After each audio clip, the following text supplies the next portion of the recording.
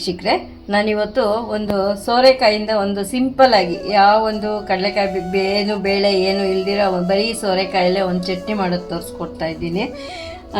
ಚಟ್ನಿ ಪಚಡಿ ಏನಾದ್ರು ಹೇಳ್ಬೋದು ನೋಡಿ. ಒಂದು ಸೋರೆಕಾಯಿ ಇದರಲ್ಲಿ ಒಂದು ಅರ್ಧಲ್ಲಿ ಮಾಡಿ ತೋರಿಸ್ತೀನಿ. ಅದಕ್ಕೆ ನಾನು ಒಂದು ಸ್ವಲ್ಪ ಜೀರಿಗೆ, ಒಂದು 3/4 ಸ್ಪೂನಷ್ಟು ಜೀರಿಗೆ ತೊಗೊಂಡಿದ್ದೀನಿ. 1 ಸ್ಪೂನು ದೊಡ್ಡ ಸ್ಪೂನಲ್ಲಿ 1 ಸ್ಪೂನು ಧನಿಯಾ ತೊಗೊಂಡಿದ್ದೀನಿ. ಸ್ವಲ್ಪ ಬೆಳ್ಳುಳ್ಳಿ ಆಪ್ಷನ್ನು.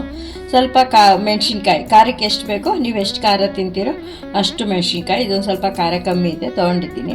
ಒಂದು ಈರುಳ್ಳಿ ತೊಗೊಂಡಿದ್ದೀನಿ. ಇದು ಅಷ್ಟೇ ಆಪ್ಷನ್. ಇದು ಅದು ನಾನು ಹೇಗೆ ಹಾಕಬೇಕು ಅಂತ ತೋರಿಸ್ತೀನಿ. ಬೇಕಾಗಿದ್ದವರು ಹಾಕ್ಕೋಬೋದು, ಬೇಡದೇ ಇದ್ದವರು ಹಾಗೇನೂ ತಿನ್ಬೋದು. ಮತ್ತು ಈಗ ಸ್ವಲ್ಪ ಕರಿಬೇವಿನ ಸೊಪ್ಪು, ಒಂದು ಹೆಲ್ತಿ ಚಟ್ನಿ ಅಂತ ಹೇಳ್ಬೋದು. ತುಂಬ ಚೆನ್ನಾಗೂ ಇರುತ್ತೆ. ಈಗ ನಾನು ಹೇಗೆ ಮಾಡೋದು ಅಂತ ತೋರಿಸ್ಕೊಡ್ತೀನಿ ನೋಡಿ. ಒಂದು ಇಷ್ಟು ಸೋರೆಕಾಯಲ್ಲಿ ಹೀಗೆ ಮಾಡ್ತಾಯಿದ್ದೀನಿ. ಇದನ್ನೇನು ಬೇರೆ ಥರ ಯೂಸ್ ಮಾಡ್ಕೋತೀನಿ. ಇದನ್ನು ಈಗ ಕಟ್ ಮಾಡಿ ತೋರಿಸ್ತೀನಿ. ಏದಾಗಿದೆ ಅದಕ್ಕೆ ಒಟ್ಟು ಸಮೇತ ಹಾಕ್ತಾಯಿದ್ದೀನಿ. ಸ್ವಲ್ಪ ಇದು ಬಲ್ತಿದ್ದರೆ ನೀವು ಅದು ಹೊಟ್ಟು ತೆಗೆದು ಹಾಕ್ಕೊಳ್ಳಿ. ಇದು ಎಳೆದಿದೆ. ಇದ್ರ ಹೊಟ್ಟೂ ತುಂಬಾ ಹೆಲ್ತಿ. ಯಾವತ್ತೂ ಅಷ್ಟೇ ಹೊಟ್ಟೆಲ್ಲೇ ನಮಗೆ ಫೈಬರ್ ಸಿಗೋದು. ಅದು ನೋಡಿ, ಒಳಗಡೆ ಬೀಜನೂ ಎಳೆದಿದೆ. ಈ ಥರ ಕಟ್ ಮಾಡ್ಕೊಂಬಿಟ್ಟು ಈಸಿಯಾಗಿ ನೋಡಿ. ಅದು ಸ್ವಲ್ಪ ಚಿಕ್ಕದಾಗಿದ್ದರೆ ಹುರಿಯೋದಕ್ಕೆ ಅನುಕೂಲ, ಬೇಗ ಆಗುತ್ತೆ ಅಂತ ನಾನು ಈ ಥರ ಚಿಕ್ಕದಾಗಿ ಕಟ್ ಮಾಡ್ಕೊತಾ ಇದ್ದೀನಿ. ಎಲ್ಲ ಕಟ್ ಮಾಡಿ ತೋರಿಸ್ತೀನಿ. ಇಷ್ಟು ಸೋರೆಕಾಯಿ ಕಟ್ ಮಾಡಿ ಇಟ್ಕೊಂಡಿದ್ದೀನಿ. ಈಗ ಹೇಗೆ ಮಾಡ್ತೀನಿ ಅಂತ ತೋರಿಸ್ಕೊಡ್ತೀನಿ ನೋಡಿ. ಒಂದು ಅರ್ಧ ಸ್ಪೂನು ಎಣ್ಣೆ ಹಾಕಿದ್ದೀನಿ. ಕಾಯಿಲೆ ಎಣ್ಣೆ 1 ಸ್ಪೂನ್, ದೊಡ್ಡ ಸ್ಪೂನಲ್ಲಿ 1 ಸ್ಪೂನು ಉಳಿದೆ. ಒಂದು ಒಳಮುಷ್ಟಿ ಅಷ್ಟಿದೆ ಅಷ್ಟು ಧನಿಯಾ ಹಾಕಿದ್ದೀನಿ. ಮತ್ತು ಒಂದು 3/4 ಸ್ಪೂನಷ್ಟು ಜೀರಿಗೆ ಹಾಕಿದ್ದೀನಿ. ಆಮೇಲೆ ನೋಡಿ, ಒಂದು ಕರಿಬೇವಿನ ಸೊಪ್ಪು. ನೀವು ಕರಿಬೇವಿನ ಸೊಪ್ಪು ತುಂಬಾ ಹೆಲ್ತಿ. ನಾನು ಯಾವತ್ತೂ ಕರಿಬೇವಿನ ಸೊಪ್ಪು ಒಂದು ಮುಷ್ಟಿಯಷ್ಟು ಕರಿಬೇವಿನ ಸೊಪ್ಪು ಹಾಕಿದ್ದೀನಿ. ಖಾರಕ್ಕೆ ನಿಮ್ಗೆ ಎಷ್ಟು ಬೇಕು ನಿಮ್ಮ ಮೆಣಸಿನ್ಕಾಯಿ ಖಾರ ನೋಡಿಕೊಂಡು ನಾನೀಗ ಅದು ಅಷ್ಟೇ ಒಂದು ಹಿಡಿಯಷ್ಟು ಮೆಣಸಿನ್ಕಾಯಿ ಸೇರಿಸಿದ್ದೀನಿ. ಇಷ್ಟು ಒಂದು ಸ್ವಲ್ಪ ಹುರ್ಕೊಳ್ತೀನಿ. ಕರಿಬೇವಿನ ಸೊಪ್ಪು ಜಾಸ್ತಿ ಹಾಕಿರೋದ್ರಿಂದ ತುಂಬಾ ಹೆಲ್ತ್ ವೈಸು ತುಂಬ ಒಳ್ಳೆ ಒಂದು ಚಟ್ನಿ ಇದು ನೋಡಿ. ಇದು ಕೊಬ್ಬರಿ ಬೇಕಿಲ್ಲ, ಕಡಲೆಕಾಯಿ ಬೀಜ, ಬೇಳೆ ಏನೂ ಬೇಕಿಲ್ಲ. ಈ ಥರ ಒಂದು ಚಟ್ನಿ. ಇದು ನೀವು ನೀರು ಹಾಕ್ತೀರಾ ಮಾಡಿಟ್ಕೊಂಡೆ ಒಂದು 2-3 ದಿವಸ ಇಟ್ಕೊಂಡು ತಿನ್ಬೋದು. ಅನ್ನಕ್ಕೂ ಚೆನ್ನಾಗಿರುತ್ತೆ. ರೊಟ್ಟಿ, ಚಪಾತಿ ಈ ಥರದಕ್ಕೂ, ದೋಸೆ ಯಾವುದಕ್ಕೆ ಬೇಕಾದ್ರೂ ತಿನ್ಬೋದು. 2-3 ದಿವಸ ತಿನ್ಬೋದು. ನಾನು ಇಂಗ್ರೀಡಿಯೆಂಟ್ಸಲ್ಲಿ ತೋರಿಸೋದು ಮರ್ತಾಯಿತು ನೋಡಿ. ಇಷ್ಟು ಹುಣಸೆ ಹಣ್ಣು,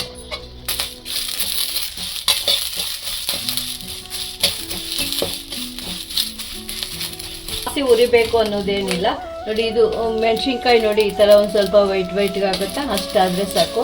ಧನಿಯಾನು ಅಷ್ಟೇ, ಒಂದು ಪಟ ಸ್ಮೆಲ್ ಬರ್ತಾ ಇದೆ. ಕರಿಬೇವಿನ ಸೊಪ್ಪು ಇಷ್ಟೇ ಸಾಕು, ಜಾಸ್ತಿ ಗರಿ ಆಗೋ ಥರ ಏನು ಉರಿಯೋಷ್ಟೇ. ಇಷ್ಟು ಈಗ ನಾನು ಮಿಕ್ಸಿ ಜಾರಿಗೆ ತಗೊಳ್ತಾ ಇದ್ದೀನಿ.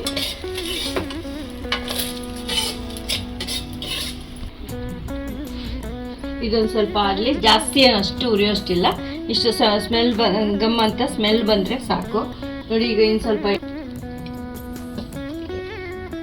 ಸ್ವಲ್ಪ ಎಣ್ಣೆ ಸೇರಿಸಿದ್ದೀನಿ. ಅದಕ್ಕೀಗ ನಾವು ಕಟ್ ಮಾಡಿ ಇಡುವಂಥ ಸೋರೆಕಾಯಿ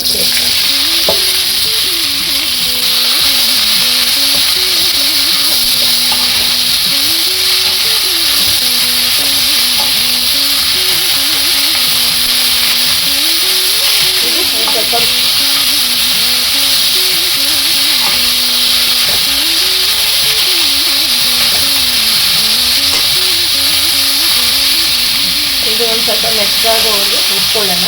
ಇದು ಒಂದು ಸ್ವಲ್ಪ ಸಿಮ್ಮಲ್ಲಿ ಇಟ್ಬಿಟ್ಟು ಒಂದು ಸ್ವಲ್ಪ ಮುಚ್ಚಿಟ್ಟಿದ್ರೆ ಸ್ವಲ್ಪ ಬೇಗ ಮೆತ್ತಗಾಗತ್ತೆ. ಅದೇ ನಾನೀಗ ಮುಚ್ಚಿಡ್ತಾ ಇದ್ದೀನಿ. ಏನೂ ಹಾಕಿಲ್ಲ, ಬರೀ ಅಷ್ಟೇ ಹಾಕಿ ಮುಚ್ಚಿಡ್ತಾ ಇದ್ದೀನಿ. ಸ್ವಲ್ಪ ಸಿಮ್ಮಲ್ಲಿ ಇಟ್ಟಿದ್ದೀನಿ. ಅದರಲ್ಲೇ ಇರೋ ನೀರು ಈ ಥರ ಬಿಟ್ಟಿದೆ. ಅದಾದಮೇಲೆ ಒಂದು ಸ್ವಲ್ಪ ಫ್ಲೇಮ್ ಹೈ ಮಾಡಿಬಿಟ್ಟು ಈ ನೀರೆಲ್ಲ ಹಿಂಗೋವರೆಗೂ ಅದಕ್ಕೆ ಒಂದು ಸ್ವಲ್ಪ ಅರಿಶಿನ ಸೇರಿಸಿದ್ದೀನಿ. ಉಪ್ಪು ಸೇರಿಸಿ ಇವಾಗ ಸ್ವಲ್ಪ ಫ್ರೈ ಮಾಡಬೇಕು.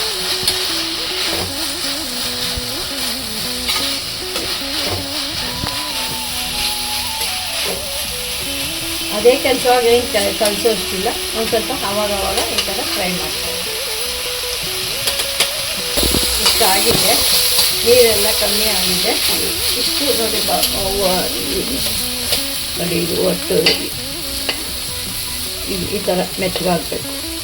ಇಷ್ಟಾದರೆ ಸಾಕು. ಜಾಸ್ತಿ ಇದನ್ನು ಅಷ್ಟೇ, ಜಾಸ್ತಿ ಫುಲ್ ಏನು ಡ್ರೈ ಮಾಡಿಲ್ಲ, ಸ್ವಲ್ಪ ನೀವು ಮೆತ್ತಗಾದರೆ ಸಾಕು.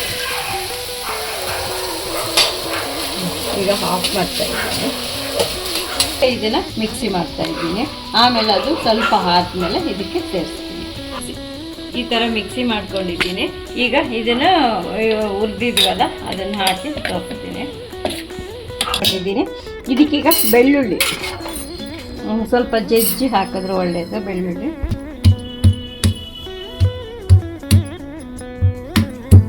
ಈಗ ಬೆಳ್ಳುಳ್ಳಿ ಸೇರಿಸಿದ್ದೀನಿ. ಈಗ ಸೋರೆಕಾಯಿನ ಸೇರಿಸ್ತಾ ಇದ್ದೀನಿ. ಮಿಕ್ಸಿ ಅದೇ ಸಿಂಪಲ್, ತುಂಬ ಜಾಸ್ತಿ ಏನು ಮಿಕ್ಸಿ ಮಾಡೋದ್ವಲ್ಲ, ಸ್ವಲ್ಪನೇ ನೋಡಿ ತೋರಿಸ್ತೀನಿ ಹೇಗೆ ಮಾಡ್ತೀನಿ.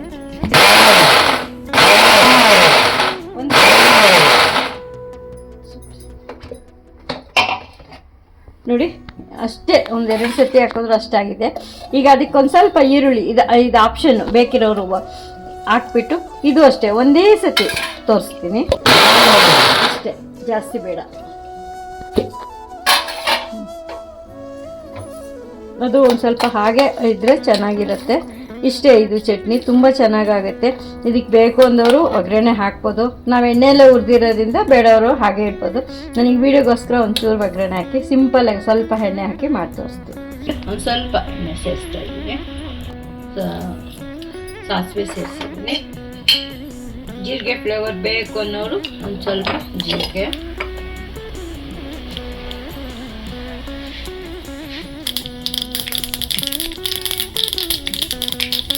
ಒಣಮೆಣಸಿನಕಾಯಿ ಮತ್ತು ಜೀರಿಗೆ ಎರಡು ಸೇರಿಸಿದ್ದೀನಿ.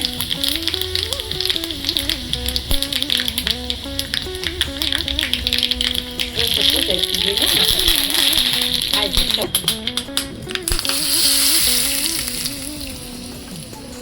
ತುಂಬಾ ಹೆಲ್ತಿ ಮತ್ತು ಈಸಿ ಚಟ್ನಿ ಇದು. ನೀವು ಮಾಡಿ ತಿಂದು ನೋಡಿ ಹೇಗಿದೆ ಅಂತ ತಿಳಿಸಿ. ಅನ್ನಕ್ಕೆ ಕೂಗಲ್ಸ್ಕೊಂಡು ತಿಂದು ತುಂಬ ಚೆನ್ನಾಗಿರುತ್ತೆ. ರೊಟ್ಟಿಗೂ ಇನ್ನೂ ಚೆನ್ನಾಗಿರುತ್ತೆ.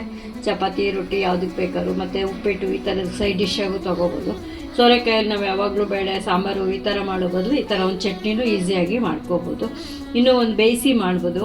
ಅದು ಇನ್ನೊಂದು ಸತಿ ತೋರಿಸ್ಕೊಡ್ತೀನಿ. Thank you.